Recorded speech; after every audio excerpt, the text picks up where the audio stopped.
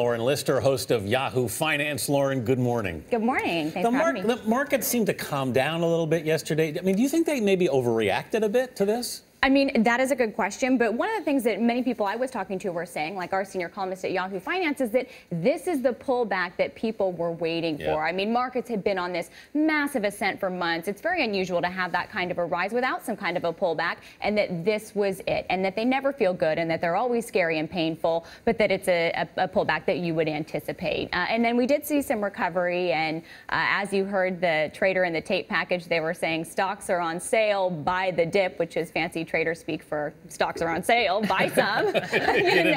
So and that's, I heard that sentiment numerous times this week, and possibly they will recover, but also there might be some more volatility because there have been reports that money managers will be rebalancing in reaction to this Fed news, and so next week could be another volatile week. Well, let's talk about another piece of this big puzzle, which is the housing market. So many people watch that. How could the Fed's plan affect all of that? Well, one of the things that we have seen just in reaction to the anticipation of the Fed's change in policy, as well as their statement and their press conference this week, was we've seen borrowing costs for the U.S. rise, the 10-year Treasury yield spiking and reaching a level it hasn't for quite some time.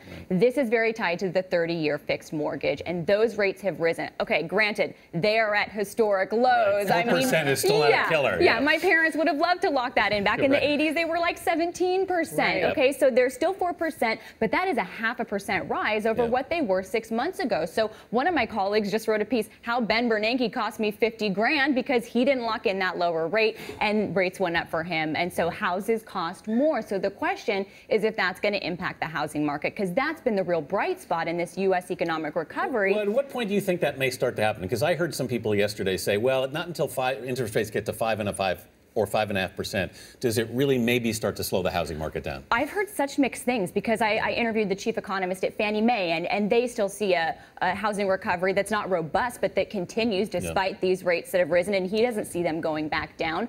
But I've also talked to credit experts that say, yeah, this is going to impact housing. Anything will, because it is fragile, and this is a substantial rise in rates. But then Ben Bernanke was defending housing, saying it can stand on its own because of the home price gains, that's enough to buoy the market. So I think that still is a question mark. Stories like this, the takeaway is always hard. But should we understand that the Fed easing off is actually a good sign for the economy? Well, if you think of the economy as a very sick patient that got sick during the financial crisis and the Fed came in to offer drugs and life support, Ben Bernanke coming out and saying we have a plan to wind down this life support is a sign that, okay, maybe the economy is ready to stand on its own without it. I think that the tumult that you saw in the markets is a sign that maybe not everybody believes that will be the case, but granted, it's still a timeline. He still said it's heavily dependent on the economic data. So, I mean, it's by no means a story that's over yet. All right, Lauren Lister, thanks so much. Thank you. Thank you.